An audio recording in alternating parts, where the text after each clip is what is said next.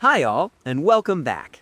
I've been playing the No Rest for the Wicked Together update a lot, and honestly, this is the best state the game has ever been in. Today, I'll explain why, from a pure single-player perspective. I'll break down a few key changes first, and then I'll give my overall opinion. Let's start with the bow. Finally, it's a proper main hand weapon, so you can actually build around it. They also added quivers with extra effects, which helps a lot. It's honestly super fun to play. It feels impactful. And if you combine it with the rune that shoots an arrow into the ground and launches you into the air, you get this attack that does decent damage and lets you dodge at the last second. It just feels cool to use. The only downside is that the bow is quite heavy. Early on, you can't really use Quick Step, which I personally miss. But once you hit around level 10, that problem mostly disappears, and then you can go all out. Next, the building projects. The timers are basically gone now. Most upgrades are almost instant, but in return, you need way more resources. So the downside is more backtracking. That said, if you combine this with bounties and challenges, there's at least a reason to go back and forth. The big upside is flow. You can just keep playing.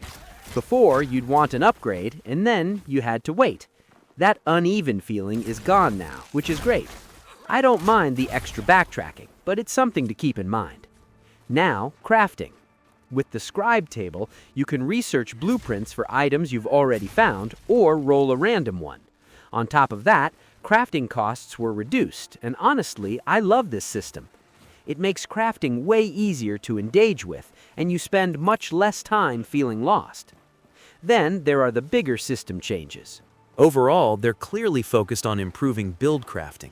Facets add extra effects, embers give you more control over upgrading rarity.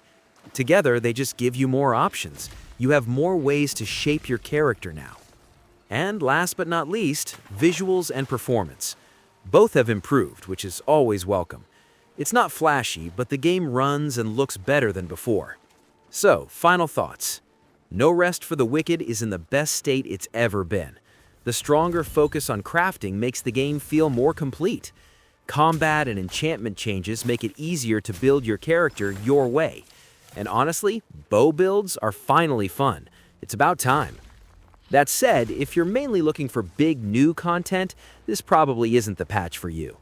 But if you're on the fence or if you want to jump in with a friend for co-op, now is a really good moment. That was it. If you like videos that don't waste your time, please consider liking and subscribing. Regardless, thank you so much for watching, and I hope to see you in the next one.